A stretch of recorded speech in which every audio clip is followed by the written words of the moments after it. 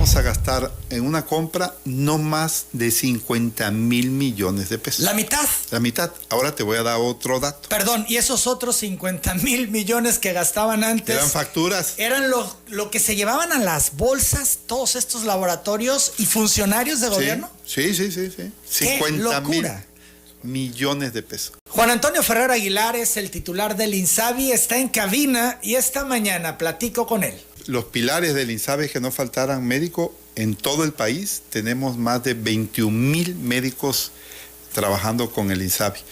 Que no falten medicamentos, compramos todos los medicamentos, al 99% de medicamentos en todo el mundo, con todo este bloqueo de grandes laboratorios de México, que nos bloquearon para que se viera mal el gobierno y no tuviéramos medicamentos. Pasamos todo eso y logramos romper un cuello de botella, que es la primera vez que lo platico, Emanuel, yo.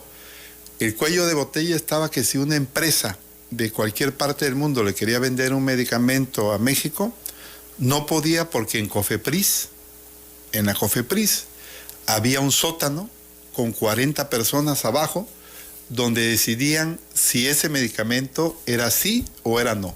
Era sí lo que estaba arreglado y era no para parar medicamentos. Esto es no por la calidad del medicamento, la efectividad del medicamento, si pudiera ser contraproducente para el paciente. No analizaban eso. No. Aquí era una decisión de sí, porque el medicamento iba. Eso le daban a la población. Y yo te quiero decir... ¡Qué grave! Es verdaderamente grave, porque no estaban entonces revisando los inconvenientes que pudiera tener un medicamento. O sea, el medicamento no era sujeto a una parte técnica, científica de dictamen, sino era sujeto de la voluntad política de alguien, de un personaje que decía, pasa ese o déjalo pasar y no lo deja pasar, para mantener en el país la restricción de venta de medicamentos y que se siguieran vendiendo algunos medicamentos. Por eso es muy famoso aquello de que inyectaban agua. Dice que tenían medicamentos, pero que realmente... Veracruz, ¿no? Lo del tratamiento oncológico. Oncológico que decían que tenían, porque ahora nos decían, no hay medicamentos, y es también, yo te digo, es totalmente falso. Lo que no teníamos, como ahorita, era grandes periodos para cubrir. Teníamos un mes, a veces teníamos para cubrir 2 meses. Hoy tenemos asegurado el medicamento hasta junio del 2022, pero ya empezamos la compra de julio del 2022 a diciembre del 2022 y ya empezamos casi la del 2023 y la del 2024. Esto es, ya no va a pasar lo que ocurrió, que por todos estos candados, por este embudo que tú dices y todos estos mecanismos que habían, pues se retrasó, y la gran falta de medicamentos en general en el país que se denunció. Ya no debe de volver a pasar. No va a pasar. Ahorita de manera sistemática, automática, tendría que estarse ya procediendo a la compra de medicamentos para que llegue en tiempo y forma. Sí, no, y yo te digo algo. Hoy, gracias a la Secretaría de Relaciones Exteriores, trabajamos, no a diario, pero sí te quiero decir, como 2 veces a la semana con todos los embajadores que tiene México fuera en el mundo. Y ellos se dedican a trabajar con nosotros. Los embajadores de México trabajan con nosotros consiguiendo medicamentos, pero nada más trabaja el embajador que está en Estados Unidos, en Canadá, en Japón, Corea. Es toda Europa, todo Asia, China, ¿Tienen India. esta encomienda los embajadores? Los embajadores tienen una encomienda que han servido calladamente al pueblo de México. Ellos nos han ayudado a nosotros a conseguir los medicamentos, pero no es un medicamento que decimos, este medicamento ya lo conseguí, aquí está. No, lo enviamos a COFEPRIS, trabaja COFEPRIS todas las pruebas que tiene que hacer el medicamento y tiene su registro sanitario. Hoy la validez del registro sanitario de México la reconoce Canadá, Estados Unidos, Japón y toda Europa. ¿No ocurría en el sexenio pasado? No, claro que no. No. ¿Este reconocimiento de COFEPRIS no era válido en estos países que mencionas? No. Se llamaba equivalencia. Lo que estaba parado en COFEPRIS eran las equivalencias. Si un medicamento estaba aprobado en Europa, aquí en México se daban el lujo de decir, pues no, yo tiene que llegar y hacer todo el proceso. No. Hoy estamos firmando acuerdos con estos países porque lo que aprueba México tiene el reconocimiento que lo aprueba bien, y lo que aprueba COFEPRIS, digamos, o la similar de COFEPRIS en Corea, también sirve para ingresar a México, como estamos haciendo con Estados Unidos. La FDA aprueba alguna vacuna y nosotros automáticamente, México toma la vacuna aprobada. Hoy tenemos 9 vacunas aprobadas. De hecho, es el país, México, que más vacunas aprobadas tiene en el mundo, pero pasan por COFEPRIS. Entonces, hay algunas que Estados Unidos o la Organización Mundial de la Salud no ha aprobado y México ya tiene aprobada, por ejemplo. Decías que la COFEPRIS tenía un sótano con 40 personas que eran los que decidían, y tú decías, pues políticamente se decidía, y yo pregunto, intereses económicos de por medio, esto es, los laboratorios que se mochaban, sus medicamentos pasaban, los que no, así, digo con toda la claridad que debe de haber. Así como eres de claro, Manuel, así todavía peor. A este país le decían que gastaban en medicamentos casi 100,000 millones de pesos. Hoy, estamos en la compra juntos. Lo que voy a decir es importante. Estamos en la compra juntos. IMSS, ISSSTE, SEDENA, SEMAR, las 32 entidades federativas, que ahí mi reconocimiento a las 32 entidades federativas del país que han aguantado todo. Y resulta que vamos a gastar en una compra no más de 50,000 millones de pesos. ¿La mitad? La mitad. Ahora te voy a dar otro dato. Perdón, ¿y esos otros 50,000 millones que gastaban antes? Eran facturas. Eran lo que se llevaban a las bolsas todos estos laboratorios y funcionarios de gobierno. Sí. ¡Qué 50,000 locura! millones de pesos. Y la otra, ¿qué hacían? Tenían un catálogo de insumos donde tenían chance de meter medicamentos que nunca iba a usar ninguna persona, ningún paciente. ¿Qué hicieron con el catálogo de insumos? Dejaron que hubieran medicamentos que hace muchos años ya no se producen a nivel mundial. Entonces, tenían un padrón como de 3,436 medicamentos. Ese padrón, nosotros ya lo recortamos con los especialistas que nos asignó el secretario Jorge Alcocer, y hemos reducido más de 1,400 claves que no existen. ¿Cómo nos dimos cuenta? Porque cuando salimos al mercado mundial con la UNOPS a buscar los medicamentos, los productores dijeron, bueno, ¿y por qué quieren comprar este medicamento si ya no se usa? Claro, si ustedes quieren que se produzca, lo hacemos, pero le cuesta más caro, pero eso ya no se usa. Evolucionó y ahora se llama así, y así, y así. Entonces... No puede ser, la realidad supera la ficción, Juan. Sí, no, así estábamos. Entonces pero ahorita... Eso es un crimen. Es un crimen y aparte... Por donde le mires. Y era un ataque al presidente Andrés Manuel López Obrador que las cosas no se hacían bien. No, cuesta mucho trabajo hacer las cosas bien porque en todos los ámbitos donde estamos, a diario con el presidente, vemos que hay algo. Es algo... algo chueco. Chueco, claro. Pero en todos los sectores. No es nada más uno, es en todos los sectores. Entonces, hemos ido destrabando cosas en favor de la salud. Pero los legisladores siguen diciendo que por qué desapareció el Seguro Popular, que no debió desaparecer. Esto ocurrió en la comparecencia de hace un par de días con el secretario de Salud Alcocer. La diputada federal Marta Estela Romo reclamó en comparecencia de Jorge Alcocer la falta de otras vacunas en el país. Ese es uno de los temas.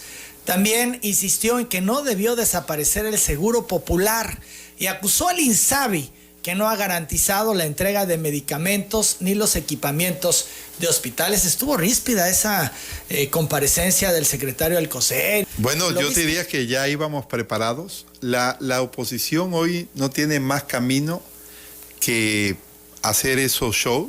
Es un show, es un montaje. Tú verás que después de los primeros 2-3 minutos que pasó eso, ya no volvió a suceder más, porque es buscar la cuestión del escándalo. Y a eso íbamos preparados. Ya nosotros nos ha tocado estar compareciendo en la Cámara de Diputados, Cámara de Senadores, y sabemos que sus argumentos son lo mismo. Y qué Estos bueno, no traen argumentos y lo único que tienen es eso. Tú imagínate que dicen que el Seguro Popular compraba medicamentos. Y que no debió desaparecer. Ese es el tema más importante. Pero te voy a decir una cosa. ¿Pero cuál si el Seguro Popular nunca compró medicamentos? Las atribuciones de que compramos medicamentos nos las dio el presidente Andrés Manuel López Obrador al INSABI.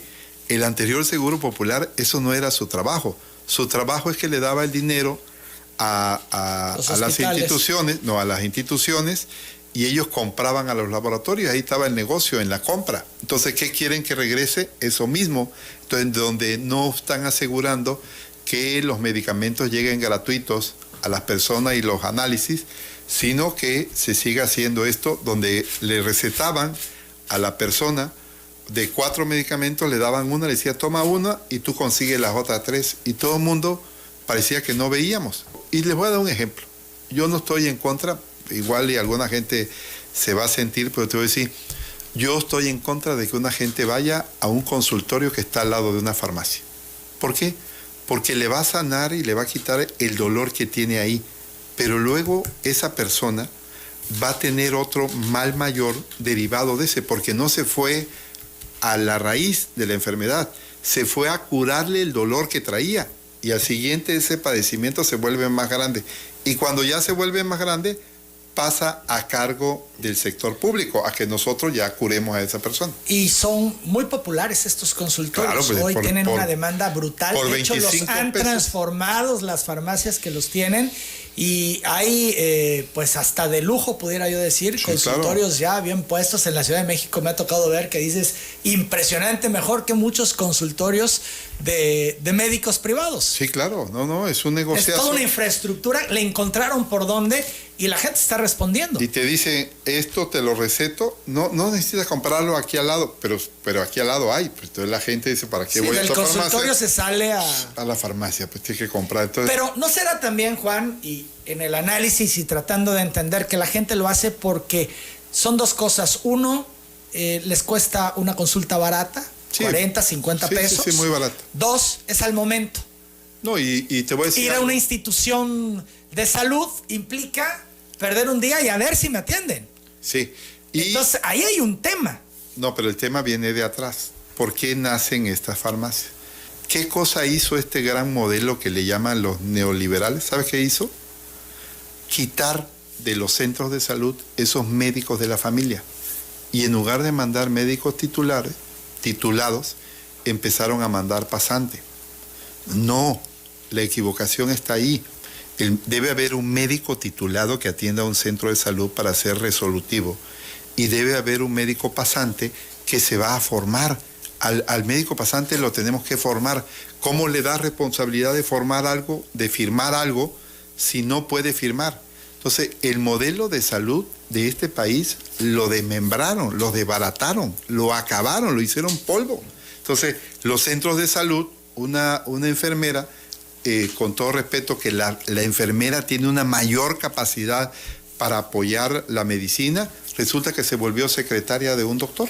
Entonces le decían, no, usted no puede hacer nada, más vacune, nada más vacune. Cuando la capacidad de una enfermera es para más.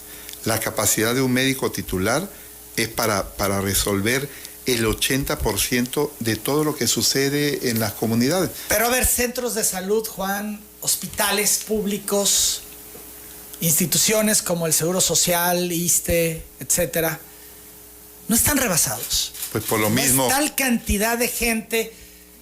Ahora te doy la respuesta. No pueden con toda la gente al mismo tiempo. tiempo. Te doy la respuesta. ¿Qué sucede cuando llegas a un hospital y llegas a urgencias? Está atascado, como decimos los tabasqueños, porque la gente no confió en ir al centro de salud a ver a su doctor. Dice, oye, tengo algo, mejor me voy a urgencia a ese hospital, porque ese hospital puede que sí me ayude. Entonces, se dejó de un lado todos los centros de salud. ¿Cómo lo sabemos bien? Bueno, porque tenemos, por ejemplo, aquí en Tabasco una experta, la doctora Silvia Roldán, donde estamos regresando a los centros de salud el médico, la enfermera y el promotor de salud. ¿Qué va a hacer el promotor de salud? Saber si una señora se embarazó, hacerla que llegue al centro de salud, pero en el centro de salud debe haber instrumental, debe haber medicamentos. Hoy eso no lo hay. Eso no lo hay. Por eso es que debemos de reconstruir el modelo de salud. Ese modelo de salud no es que lo haya inventado México. O sea, es un modelo de salud que autorizó la Organización Mundial de la Salud allá por 1978 en una reunión muy famosa que se llama Alma Ata. Ahí se determinó que el modelo es el médico de la familia. Y tiene que ser en la resolutivo el 80%. ¿Y es lo que allá. se está retomando ¿Es lo en que estamos este retomando? gobierno de la Es 4T? lo que estamos haciendo. Sí, claro. Es lo que estamos haciendo. Y eso se debe de sentir, pero ya les ganaron las farmacias con sus consultorios al lado. ¿Cómo hacer que la gente regrese al centro de salud, a su consulta familiar, etcétera? El modelo que tenía este país que yo te inicié platicando para que lo desmembraran los conservadores, tardó como 30 años, 35 años. Tú para hacer un modelo de salud, volver a restituirlo, te lleva mucho tiempo. Hay que hacerlo. Son los primeros pasos los que se están dando. Ahora te voy a dar un ejemplo y ve la solución cómo es. Ve cómo es desmembrar un sistema y hacerlo pomada. ¿Cómo es? Dejaron de admitir los médicos residentes, solamente se admitían por año 8.900 médicos residentes. ¿Cómo es el déficit hoy? ¿Cuántos médicos especialistas le faltan al país? 70.000. ¿Y qué crees que decía? No, que el presidente Obrador no meta más residentes, porque eso no le va a tocar a él. Pues la instrucción del presidente fue: dupliquen los médicos residentes porque este país necesita especialistas. ¿Cuántos? 70.000. ¿Cuánto podemos hacer nosotros? ¿Podemos llegar a hacer qué, Víctor? 40.000 más. Bueno, estamos metiendo 10.000 médicos residentes por año más. Ya no nos va a tocar a nosotros, Emanuel, pero el próximo presidenta o presidente que venga a este país va a encontrar que en ese año se están graduando 40.000 residentes. ¿A quién le va a beneficiar? A ese gobierno, pero nosotros no lo estamos viendo por beneficio al gobierno, lo estamos viendo por beneficio a la gente. Imagínate que hubiéramos seguido con ese atraso. Hoy no hay médicos pediatras en los hospitales. Mira, te doy ejemplo y debe de suceder. Los médicos están mejor en las ciudades que en las comunidades. Y debemos hacer que los médicos especialistas también estén en todos los municipios, todos los incluso municipios. Los más apartados. Ahí tienen que estar también los especialistas. Tenemos que ir a esas comunidades a atenderlo. Eso es lo que estamos tratando de hacer. Había una acusación al instituto de que no ha garantizado la entrega de medicamentos. Hablamos de ese tema y también del hospital del Iste de Altozano, equipado, listo y cerrado. Al tener el mercado de medicamentos cerrados y salir a la compra, las empresas que nos estaban surtiendo medicamentos nos garantizaban entregas de muy corto plazo, de 2 meses, Te voy a dar el nombre de la empresa. La empresa es una empresa argentina que se llama Chemex, que hace medicamentos sobre todo para oncológicos, infantil, y en México se llama Novak Infancia. Mientras ellos nos surtían, que hubo quisieron hasta bloquear ese laboratorio, y la verdad la empresa argentina se portó a la altura, reconociendo el trato que había hecho con nosotros, mientras conseguimos en otros mercados. ¿Cuál fue el otro mercado que aperturamos para los oncológicos? Corea, Japón, Canadá y Francia. Entonces, ya teniendo eso, Emanuel, nosotros hoy podemos decir, este país ya cuenta con medicamentos. ¿Cuál es el reto? Los tienen en las bodegas. No, se van produciendo. Todos los medicamentos tú no los puedes tener todos. Bueno, me refiero, van llegando, pero los tienen en la bodega, sí, y lo que entiendo yo es que no está diciendo que no haya medicamentos comprados. Lo que está diciendo la diputada federal es que no los han entregado, esto es, no han llegado a los centros de salud, a los hospitales, el tema de la distribución que platicábamos la vez anterior. Sí, mira, todo es un proceso muy complejo también, te voy a decir. Nosotros ya adquirimos todos los medicamentos. Ahora sí lo puedo decir, nosotros Pero ya la gente sigue diciendo que no tiene medicamentos. Ahora lo que hay que hacer es que le llegue esa trazabilidad de saber que le llegue al paciente que lo requiera. Nosotros todavía no la tenemos totalmente así. Te voy a decir por qué. Porque el medicamento se programa y se entrega a almacenes en las diferentes partes del país, en todo el país, y de los almacenes pasa a los hospitales y de los hospitales pasa a los pacientes. Esa parte todavía no la tenemos controlada. Estamos haciendo un ambiente digital que se llama AMATES, donde vamos a saber al enfermo Candelario Pérez Alvarado, este medicamento le debe llegar, vamos a saber que se le entregó a él. Lo hacen hoy las empresas donde compramos por internet y por todas estas cuestiones. Todos sabemos que le llega al dueño, al que compró o algún artículo, 24 o 48 horas. Eso es lo que estamos haciendo ahorita. ¿Cuánto tiempo para que esto esté al 100 funcionando? Nosotros pensaríamos que vamos a empezarlo a hacer por estados. Vamos a empezar a integrar AMATES por estado. Primero que estén los médicos, luego que los médicos tengan el instrumental médico, luego que la infraestructura hospitalaria esté bien, luego que haya el equipo y también reconocer esta parte que te digo de que lleguen los medicamentos hasta el paciente y saberlo nosotros. Todavía va a pasar tiempo, Emanuel, no sé, un año, puede ser que tarde un año y medio, pero ya lo estamos haciendo. ¿Y entonces sirve de algo tener los medicamentos comprados si no le llegan al paciente? Pues nos gusta que denuncie la gente. Te voy a decir, hemos dicho que la gente tiene que denunciar ante la función pública a alguien, a algún funcionario público, hasta el mismo Juan Ferrer, lo tienen que demandar diciendo, este señor me quiso cobrar, este señor no me dio tal medicamento. ¿Por qué ha pasado? Mira, te voy a decir, nosotros tenemos en México los grandes institutos nacionales, y lo digo aquí con conocimiento. Hasta en esos grandes institutos hay gente de Tabasco que nos ha hablado, conocido, que ojalá y me permitieran dar su nombre, donde nos han dicho, oiga, aquí nos están pidiendo los de la farmacia el medicamento. He tenido que hablarle al director, le digo, oye, ahí están pidiendo medicamento, ve esto. Ha salido el director y le dice a la farmacia, el medicamento está aquí. Tú no tienes por qué pedirle a esta persona este medicamento, así que devuélvelo. Es sistemático esto, sistemático. Juan. Aquí en la estación, en el programa, continuamente lo están reportando. Ante eso, son las demandas de la gente los que nos va a ayudar. La Contraloría Social aplica en esto, Manuel, porque nosotros estamos diciendo, ya está el medicamento, ya lo compramos, no se lo vendan a la gente. ¿Qué pasaba antes también, Emanuel? Encontramos medicamentos en farmacias que vendían al lado de los hospitales, farmacias con la descripción, y lo denunció mucho Chuy Sivich, hasta aquí en Villahermosa.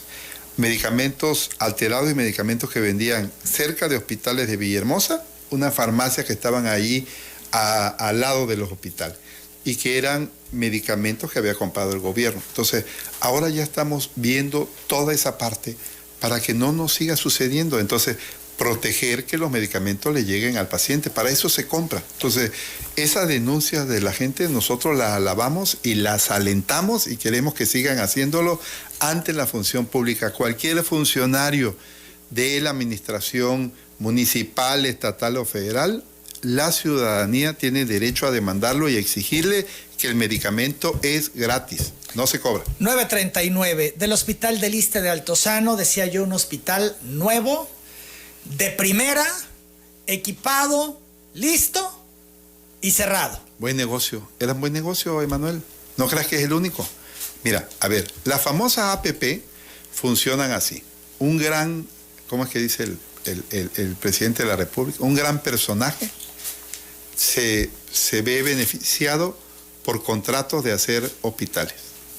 Entonces, ese gran personaje construye estos hospitales y los alquila o los renta al gobierno federal. El de Villahermosa debe ser una renta de 30 a 40 millones de pesos mensuales.